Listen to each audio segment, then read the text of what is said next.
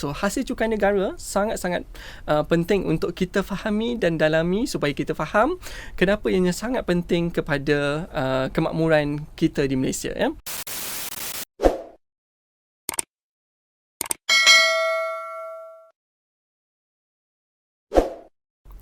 Assalamualaikum dan salam sejahtera. Saya Nasir, Eksekutif Hasil di Hasil K-Line, Lembaga Hasil dan Negeri Malaysia. So, untuk makluman tuan-tuan dan puan-puan sekalian, pendapatan di Malaysia 70% datangnya daripada hasil cukai negara. So, hasil cukai negara sangat-sangat penting untuk kita fahami dan dalami supaya kita faham kenapa ianya sangat penting kepada kemakmuran kita di Malaysia, ya. So, apakah kepentingan hasil cukai negara ini? So, kepentingannya sangat banyak, especially kepada tuan-tuan dan puan-puan yang bergelar pembayar cukai di Malaysia. So, pada hari ini saya akan kongsikan 10 perkara wajib tahu bagi cukai pendapatan individu di Malaysia. So, 10 perkara ini saya hanya fokus kepada individu sahaja, ya, sebab kita di lembaga hasil ataupun di Malaysia ni kita ada banyak jenis cukai. So, kita fokus kepada cukai langsung dan untuk individu saja untuk tempoh sesi ini, ya. So, yang pertama sekali adalah berapakah jumlah pendapatan minima yang perlu membayar cukai. Okey, kami di Lembaga Hasil selalu terima persoalan ni. So, untuk makluman hadirin sekalian, so persoalan ni sebenarnya tidak ada jawapan. Sebabnya memang setiap individu dekat Malaysia mempunyai tanggungan ataupun belanjaan yang berbeza-beza. So, kita dekat Lembaga Hasil tak boleh tetapkan berapakah kalau gaji lah contohnya, kalau gaji saya RM4,000 sebulan, so berapakah cukai yang saya kena bayar? Kita tak ada jawapan untuk berkenaan, ya. So, cuba tuan-tuan bayangkan, contohlah individu A, dia gaji RM4,000, dia adalah bujang. So, berapakah cukai dia? Tak sama kan? So, seorang lagi individu B pula, dia gaji RM4,000 juga. So, dia pula berkahwin, isteri dia bekerja, dan dia tidak ada anak. Individu C pula, dia gaji RM4,000 juga, tetapi isteri tidak bekerja, dan dia ada anak 3 orang. So, situasi ini sangat berbeza. So, kami kat Lembaga Hasil tidak boleh menetapkan berapakah pendapatan yang tuan-tuan terima dan berapakah cukai untuk pendapatan berkenaan. Tidak ada jawapan, tuan-tuan, ya. So, saya harap semua orang faham. So, apa yang perkara kami tetapkan di Lembaga Hasil adalah berapakah jumlah pendapatan minima yang perlu mendaftar nombor cukai pendapatan, ya. So, saya bahagikan persoalan kepada dua. Yang pertama adalah individu yang makan gaji. Yang makan gaji yang ada majikan, ya. Ada individu kerja dengan satu majikan, ada yang kerja 2 majikan, ada yang 3 majikan, ya. Asalkan awak bekerja dengan majikan, apa yang tuan-tuan perlu maklum, bila nak daftar nombor cukai, tuan-tuan perlu tengok berapa pendapatan tahunan tuan-tuan. So, akhir tahun saya percaya semua dapat EA form, kan. So, bila dapat EA form tu, tuan-tuan kena tengok. So, dekat total EA tu berapa pendapatan tahunan yang tuan-tuan terima. So, pendapatan minima sebanyak RM34,000 dan ke atas selepas tolak EPF, ya. So, tuan-tuan kena faham, selepas tolak EPF, kalau jumlahnya adalah RM34,000 dan ke atas, tuan-tuan perlu mendaftar nombor cukai dengan pihak Lembaga Hasil.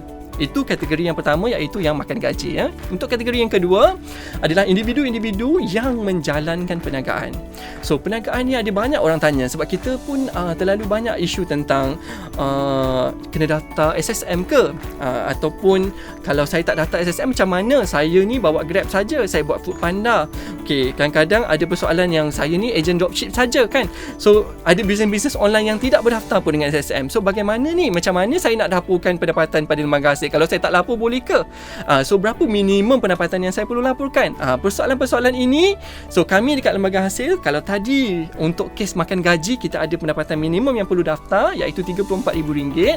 Untuk kes pendapatan perniagaan pula, tidak ada pendapatan minimum yang kami gariskan. The moment tuan-tuan dan puan-puan menjalankan perniagaan, sama ada berdaftar atau tidak berdaftar, tuan-tuan perlu melaporkan pendapatan berkenaan kepada Lembaga Hasil dan mendaftar fail cukai individu, ya.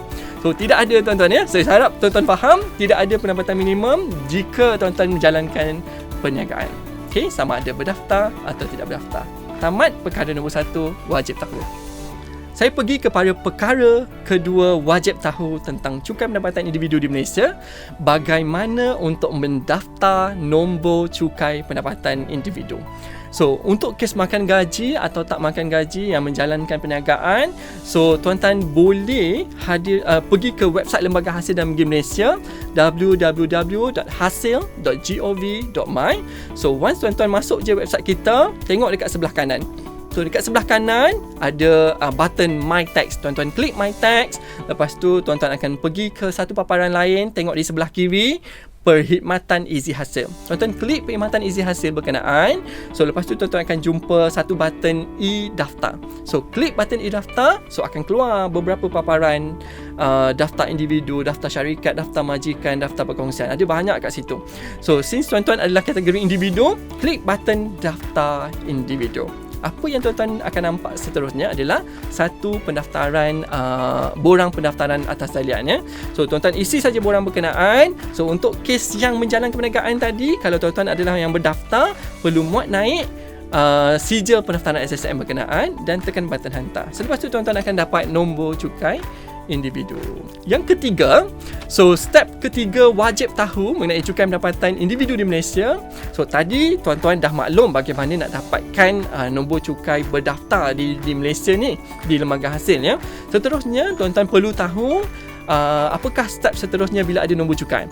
So bila ada nombor cukai, tuan-tuan perlu dapatkan nombor PIN e-filing. So dapat nombor PIN e-filing, barulah tuan-tuan boleh menggunakan perkhidmatan e-filing. Saya percaya rakyat Malaysia sangat biasa mendengar perkataan e-filing, tapi tak pernah guna e-filing ni kan. So bila tak pernah guna, so cara nak guna dia mesti dapat nombor PIN dulu.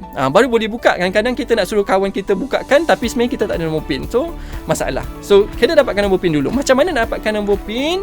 So kenapa kena dapatkan nombor PIN? Satu, sebab kita di lembaga hasil, kita katakan nombor PIN ni sangat-sangat penting untuk menjaga segala maklumat sulit pendapatan tuan-tuan ni. So sebab tu kita perlukan nombor PIN berkenaan ya. Dan dengan adanya nombor PIN berkenaan, tuan-tuan barulah boleh bina password ataupun kata laluan ya untuk membuka e-filing tuan-tuan. Jangan kongsi kata laluan ni kepada kawan-kawan yang lain ya.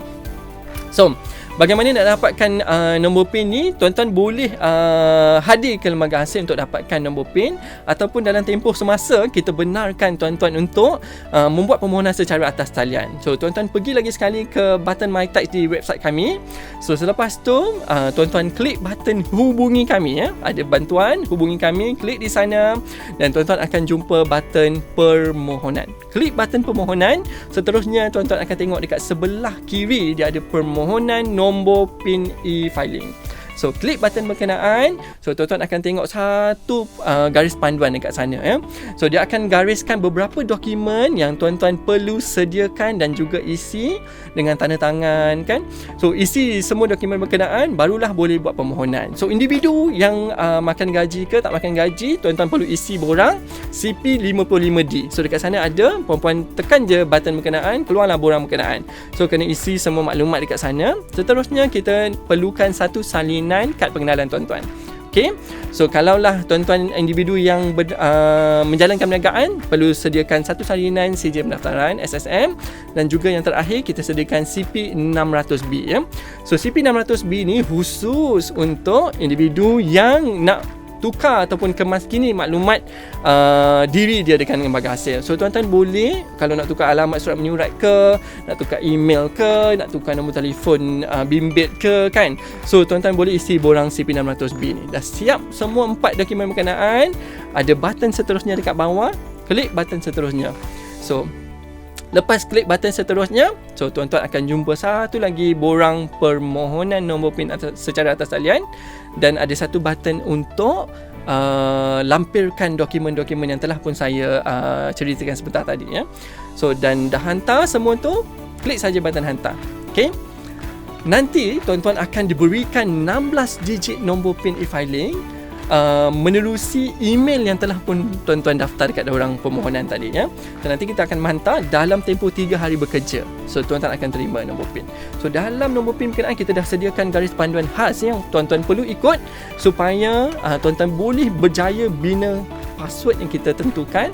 Dan password yang kita tentukan dia punya aksaranya lah kan, kena letak huruf ke, kena letak nombor ke, huruf besar, huruf kecil ke, semua dah ada tetapan dekat sana. Tuan-tuan follow saja garis panduan berkenaan dan hantar. Saya percaya tuan-tuan akan berjaya membina kata laluan dan juga buka e-filing tuan-tuan nanti ya. Itu 3 perkara penting untuk asas pendaftaran saja ya. Saya pergi kepada perkara keempat, iaitu wajib tahu mengenai cukai pendapatan individu di Malaysia. So bila tuan-tuan dah berjaya buka e-filing berkenaan, akan ada banyak borang dekat dalam sistem e-filing berkenaan ya. So apakah borang-borang yang perlu diisi bagi individu di Malaysia? So yang ini kita kena pecahkan kepada 2 persoalan besar tadi, iaitu yang makan gaji dan juga yang menjalankan perniagaan ya. So untuk individu yang makan gaji, mereka perlu isi borang BE. E stand for employment. So individu yang makan gaji kena isi borang BE ya. So tuan-tuan kena ingat, so bila pilih borang, dia akan ada pilihan borang kat sana, pilih BE, pilih tahun dan akan keluarlah borang BE berkenaan. So kategori yang kedua tadi adalah individu yang menjalankan perniagaan ya, sama ada berdaftar atau tak berdaftar. So tuan-tuan perlu isi borang B. B stand for business. So saya harap tuan-tuan maklum. So untuk E employment isi BE, so B business untuk isi individu yang menjalankan perniagaan. So pilih tahun dan akan keluarlah borang berkenaan dan tuan-tuan akan boleh mula isi borang cukai berkenaan ya. Perkara kelima wajib tahu yang tuan-tuan perlu maklum adalah tarikh yang perlu kita maklum ya. So persoalan tarikh ni saya pecahkan kepada 3. So yang pertama adalah bila tarikh mula boleh isi e-filing. So yang ni memang semua orang yang memang peka dan cakna mengenai cukai kita, so dia maklum. So bila boleh isi ni, nak dapat refund, nak dapat bayaran balik daripada lembaga hasil secepat mungkin. Itu nanti saya akan kupas sebentar lagi. Persoalan kedua adalah bilakah tarikh akhir penghantaran e-filing yang dibenarkan oleh lembaga hasil. So itu yang selalu kita terima. Yang ketiga adalah bilakah tarikh akhir yang dibenarkan untuk bayar cukai pendapatan kepada lembaga hasil dalam negeri Malaysia. So itu 3 perkara tarikh yang perlu kita maklum ya. Yang pertama tadi saya maklumkan adalah tarikh mula boleh isi. So tuan-tuan perlu maklum, tarikh mula boleh isi setiap tahun sama saja dekat lembaga hasil, bermula 1 Mac setiap tahun ya. So 1 Mac 2021 ni tuan-tuan dah boleh mula isi cukai pendapatan untuk tahun taksiran 2020. Okey? So sama-sama kita nantikan tahun 2021 1 Mac ya untuk tarikh mula isi. So tarikh yang kedua tadi saya katakan bilakah tarikh akhir untuk menghantar e-filing. So tarikh akhir untuk menghantar e-filing, kami di lembaga hasil kalau ikutkan Akta Cukai Pendapatan ya. So tarikh akhir penghantaran individu yang makan gaji tadi yang kena isi borang BE, dia perlu hantar pada 30 April 2021. So bila dia menggunakan perkhidmatan e-filing kami tawarkan 15 hari tambahan masa untuk dia menghantar borang e-filing. So 15 hari bermaksud tadi kalau ikut Akta Cukai 30 April tambah 15 hari, dia boleh hantar sehingga 15 hari bulan Mei 2021 untuk individu yang makan gaji. Borang apa kena hantar individu makan gaji? Borang BE. So untuk individu yang menjalankan perniagaan pula, tadi saya kongsikan dia perlu isi borang B. B for business. Dia kena hantar borang B. Tarikh mengikut Akta Cukai Pendapatan 1967 adalah pada 30 Jun 2021 untuk tahun taksiran 2020 ya. So kenapa individu yang menjalankan perniagaan ni dapat tarikh yang lebih lama daripada tarikh yang individu makan gaji? So tuan-tuan kena faham juga, individu yang menjalankan perniagaan ni dia ada banyak sangat dokumen-dokumen belanja yang mereka jalankan untuk setahun kan. So dia kena buat akaun untung rugi, dia kena submit dekat firma akaun, dia lantik accountant kan. So nak buat perakaunan untuk tempoh setahun mungkin mengambil masa. So kami di peringkat lembaga hasil dalam negeri Malaysia memahami kesukaran yang dilalui oleh individu yang menjalankan perniagaan. So kami memberikan masa akhir sehingga 30 Jun 2021. So jika menggunakan perkhidmatan e-filing kami berikan 15 hari tambahan lagi yang akan tamat pada 15 Julai 2021. So inilah tarikh-tarikh penting yang tuan-tuan perlu maklum. Dan yang terakhir adalah bilakah tarikh akhir untuk bayar cukai pendapatan di Malaysia. Okey, tarikh akhir untuk bayar cukai pendapatan di Malaysia sama seperti tarikh akhir menghantar borang cukai.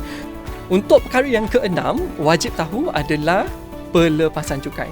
So pelepasan cukai yang tuan-tuan puan-puan perlu tahu untuk tahun 2020 seperti mana yang telah pun diumumkan oleh kerajaan. So tahun 2020 ni kita ada 24 pelepasan yang ditawarkan oleh pihak kerajaan untuk kemakmuran rakyat Malaysia ya. So tahun-tahun sebelumnya kita ada 22, ada yang 21. Ini pelepasan-pelepasannya kan. So apa pentingnya ada pelepasan ni? So tuan-tuan banyak yang tak tahu juga. So pelepasan cukai sangat-sangat penting sebab daripada jumlah pendapatan yang tuan-tuan terima, tuan-tuan boleh tolak pelepasan cukai ni. So pelepasan cukai yang kerajaan bagi ada 24. So 24 ni saya nak cerita pun sangat panjang. So nanti tuan-tuan boleh tengok paparan di sini. So senarai 24 di dalam website kita ya. So pergi ke website Lembaga Hasil, klik bahagian individu, tuan-tuan pilih pelepasan cukai. So dekat sana ada senarai 24 perkara pelepasan cukai yang ditawarkan oleh pihak kerajaan untuk tahun 2020. So untuk tahun taksiran 2020, kerajaan memperkenalkan 4 perkara baru untuk rakyat Malaysia. Yang pertama, kalau tuan-tuan boleh semak nanti ya. So yang pertama adalah rawatan kesuburan yang diberikan kepada rakyat Malaysia. So kalau kita pun maklum rawatan kesuburan sangat tinggi kosnya ya. So kerajaan memberikan sebanyak RM6,000 pelepasan untuk rawatan kesuburan. So terusnya juga, kerajaan memberikan sebanyak 2,500 pelepasan gaya hidup tambahan bagi individu-individu Malaysia yang membeli tablet, laptop, telefon pintar dalam tempoh Jun hingga 31 Disember 2020 ya. So tuan-tuan boleh claim pelepasan ini. Dan pelepasan yang ketiga yang ditawarkan oleh pihak kerajaan adalah tentang yuran kemasukan anak-anak berumur 6 tahunan ke bawah ke taska berdaftar. Daripada RM1,000 tahun-tahun yang sebelumnya, kerajaan memberikan tambahan RM2,000 pelepasan tambahan untuk tahun 2020, menjadikan ianya RM3,000 ya. So siapa yang menghantar anak-anak ke taska yang berdaftar 6 tahunan ke bawah layak dapat pelepasan cukai sebanyak RM3,000. Sangat baik kan? So yang terakhir sekali adalah pelepasan cukai yang diberikan untuk melancong di dalam negara sebanyak RM1,000 ya. Itu senarai 4 pelepasan yang ditawarkan oleh pihak kerajaan untuk kemakmuran rakyat Malaysia tahun taksiran 2020. Seterusnya, untuk perkara wajib tahu yang ketujuh, so saya dekat sini nak menekankan tentang dokumen yang sepatutnya tuan-tuan simpan ataupun ambil maklum. Apakah dokumen-dokumen penting yang perlu disimpan untuk melaporkan pendapatan dan juga pelepasan ya. So untuk individu yang menjalankan perniagaan, so dokumen tidak lain dan tidak bukan adalah apa sahaja yang tuan-tuan laporkan dekat dalam pendapatan dan juga perbelanjaan perniagaan ya. So kalau tuan-tuan buat perbelanjaan, buat itu, buat ini, beli bahan mentah ke whatever semua kan, so semua tu perlu ada resit. So simpanlah resit berkenaan ya. So individu yang makan gaji sangat-sangat penting untuk ada penyata EA. So penyata EA untuk yang bekerja dengan syarikat swasta dan juga penyata isi untuk yang bekerja dengan kerajaan sebagai penjawat awam ya. So semua dokumen ni sangat penting untuk disimpan selama berapa tahun? Persoalan ni sangat-sangat penting sebabnya kami di Lembaga Hasil dan Negeri Malaysia sangat mengharapkan tuan-tuan dan puan-puan menyimpan kesemua dokumen ini selama 7 tahun untuk tujuan semakkan audit ya. Mengikut Seksyen 82 Akta Cukai Pendapatan 1967 memaklumkan yang tuan-tuan perlu menyimpan kesemua dokumen ini selama 7 tahun berturut-turut sebab kami berhak untuk menjalankan tindakan audit ke atas tuan-tuan dan puan-puan sekalian. Okay, sebab tu pentingnya simpan dokumen-dokumen ini. So itu perkara yang ke-7. So seterusnya kita tengok perkara yang ke-8 wajib tahu, iaitu kadar cukai pendapatan. Untuk individu yang makan gaji ke, yang menjalankan bisnes ke, kadar cukai pendapatannya adalah sama. So tuan-tuan boleh pergi ke website kami, pergi ke bahagian individu sekali lagi, pilih kadar cukai pendapatan. So nanti tuan-tuan akan tengok kadar cukai pendapatan tahun taksiran 2020 dekat sana. So tuan-tuan boleh kira dekat sana kadar cukai pendapatan dan bolehlah kita tahu berapa cukai sebenar yang tuan-tuan akan kena bayar mengikut pelepasan yang telah pun tuan-tuan tolak daripada pendapatan yang diterima tadi ya. Seterusnya, perkara yang ke-9 untuk wajib tahu adalah cukai anggaran dan juga cukai sebenar. Dua perkara ini sangat-sangat penting untuk tuan-tuan maklum. Apa yang dimaksudkan dengan cukai anggaran? Apa pula cukai sebenar? So bila tuan-tuan isi e-filing, tuan-tuan akan dapat cukai kena dibayar atau cukai sebenar yang kena dibayar ya. So bila ada cukai anggaran ni dijalankan oleh pihak majikan tuan-tuan. So saya percaya semua orang maklum tentang potongan cukai bulanan. So potongan cukai bulanan yang dikira oleh pihak majikan, bukan lembaga hasil kira ya, dia dikira oleh majikan tuan-tuan sendiri. So bagaimana mereka kira? Kita ada kalkulatornya. kita sediakan dekat dalam website kita ya. So kita ada aplikasinya juga yang kita tentukan di dalam ePCB ke, eData PCB ke, ECP39 ke dekat dalam website kita. So biasanya pihak-pihak HR ni akan menggunakan aplikasi lembaga hasil untuk mengira potongan cukai bulanan tuan-tuan dan puan-puan sekalian ya. So apa beza PCB ni dan juga cukai sebenar? So apa yang tuan-tuan perlu maklum, cukai PCB yang telah dikira tadi hanyalah cukai anggaran, bukan cukai sebenar lagi. So macam mana nak tahu cukai sebenar? Biasanya kalau tuan-tuan tengok dalam EA tu kan, so majikan biasanya potong apa kat sana. So dia ada macam EPF kan, potongan EPF. Lepas tu dia ada SOP, lepas tu ada insurans pekerja mungkin yang syarikat bayar kan. Tak banyak yang syarikat potong. So bila tak banyak yang dipotong, kadang-kadang syarikat memang mengambil maklum isteri bekerja atau tidak kan, anak tu umur bawah 18 tahun berapa orang, atas 18 tahun sama belajar di peringkat IPTA berapa orang. Semua tu majikan maklum. Tapi ada banyak lagi perkara yang sebenarnya majikan tidak ambil tahu dan tidak dikira dalam potongan cukai bulanan tuan-tuan. So apa yang tuan-tuan perlu isi adalah, sebab tu adanya e-filing tadi. So tuan-tuan kena isi e-filing. So dah tahu isi e-filing macam saya inform tadi, barulah tuan-tuan akan maklum cukai sebenar yang sebenarnya layak dicukai oleh kerajaan Malaysia ya.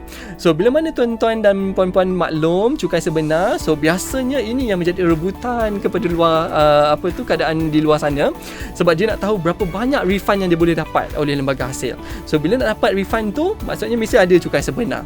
So kalau tuan-tuan tak dah ada PCB potongan oleh majikan tadi tapi tak laporkan e-filing, rugilah, sebabnya mungkin kita tak tahu berapa cukai sebenar yang tuan-tuan kena kan. Mungkin cukai sebenar lebih kecil daripada PCB yang telah dipotong. So saya mewakili Lembaga Hasil dan Bagi Malaysia menggalakkan tuan-tuan mengisi e-filing supaya kita tahu berapa cukai sebenar yang tuan-tuan terima. Dan kalau ada lebihan daripada amount berkenaan, kita akan pulangkan PCB tuan-tuan dan puan-puan sekalian. So bila tuan-tuan akan dapat refund tu, so kalau tuan-tuan hantar secara e-filing, kita janjikan 30 hari bekerja selepas penghantaran kita akan pulangkan duit lebihan PCB tuan-tuan ya. So kalau tuan-tuan hantar borang manual, so borang manual tu ada 90 hari. So ambil masa sedikit sebab kita nak kena mengaudit borang manual, memproses dan sebagainya ya. So itu perkara yang ke-9 wajib tahu. Perkara 10 wajib tahu adalah tentang bagaimana nak membayar cukai pendapatan. So ada banyak cara untuk bayar cukai pendapatan di Lembaga Hasil dan Bagi Malaysia. So kami di Lembaga Hasil dan Bagi Malaysia menggalakkan tuan-tuan dan puan-puan sekalian membayar secara atas talian. So lebih mudah dan selamat. So tuan-tuan pergi ke My Tax Study. Lepas tu tuan-tuan akan jumpa perkataan bayar hasil. So klik bayar hasil berkenaan. Lepas tu tuan-tuan boleh menggunakan perkhidmatan berkenaan untuk membayar cukai pendapatan. So dalam bayar hasil tu kita ada bayar melalui FPX dan juga bayar melalui kad kredit. So kedua-duanya tuan-tuan boleh guna dan boleh bayar cukai pendapatan kepada pihak lembaga hasil. Okay, itu saja yang boleh saya kongsikan untuk 10 perkara wajib tahu tentang cukai pendapatan individu di Malaysia. Jangan lupa untuk laporkan e-filing anda. Jom klik hasil. Assalamualaikum.